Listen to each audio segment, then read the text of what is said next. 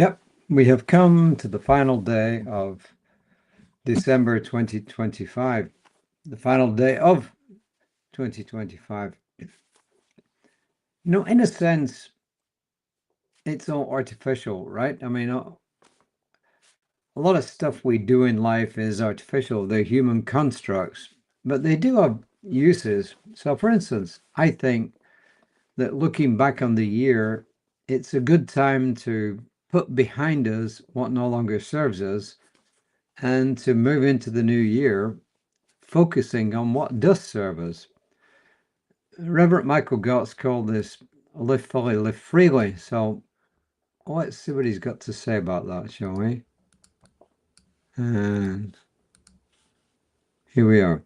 First quote is from someone at whom I admire because he lost so much during the Second World War. Viktor Frankl, he saw his wife and relatives murdered by the Nazis, and somehow he managed to cling on to his faith and his hope in humanity. And he says, oh, he doesn't say those things. He says, no,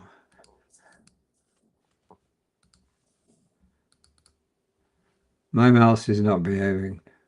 That's not what Viktor Frankl said. No, but seriously, he said, it is this spiritual freedom which cannot be taken away that makes life meaningful and purposeful.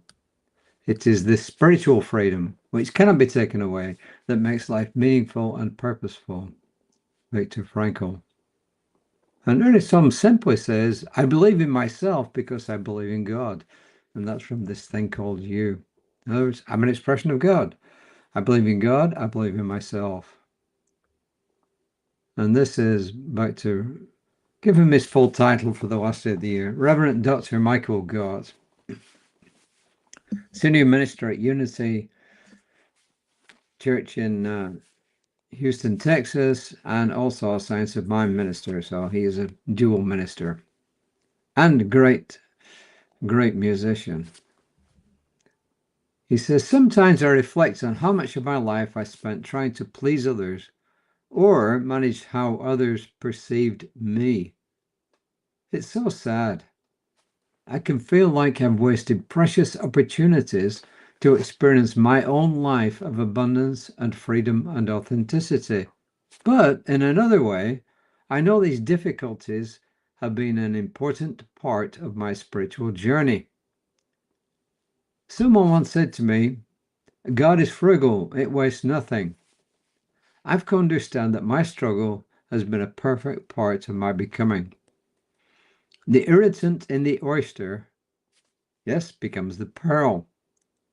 The struggle of a newly emerged butterfly to open its wings, well, that struggle is required to strengthen its wings and to allow it to fly. Maya Angelou wrote a book using the title of an old spiritual. I wouldn't take nothing for my journey now. As we complete this year, he says, I invite us all to accept that all that occurred and is occurring or will occur is happening for us and not to us.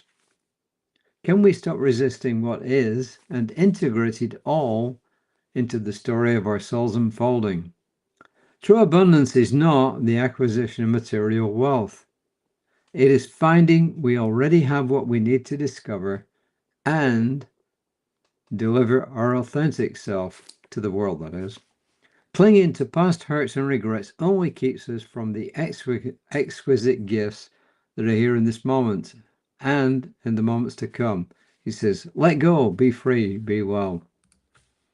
So my question to all of us is, what from the past year do I want to take with me? And what do I want to leave behind? And it's not something I can come up and answer everything right now. It needs some reflection.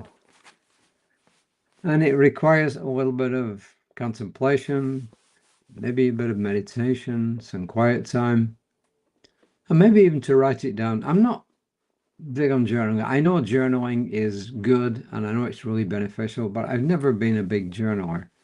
Meditation, yes. Prayer, yes. Yeah, just taking some quiet time, yes. Working, yes. Relaxing, yes. But maybe this would be a good time to write down what we could just leave behind. You know, I was thinking about the interrelationship between Darth Vader and Luke Skywalker. You remember Vader saying, Luke, I am your son. I am your father. Luke, I'm your father. Well, to me, Darth Vader, maybe to the inventors of Star Wars, represents the shadow. And Luke Skywalker represents the light, but it also represents struggle. It represents a struggle between different sides of ourselves.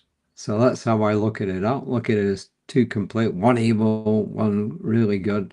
I think it's representing the struggle that's within all of us.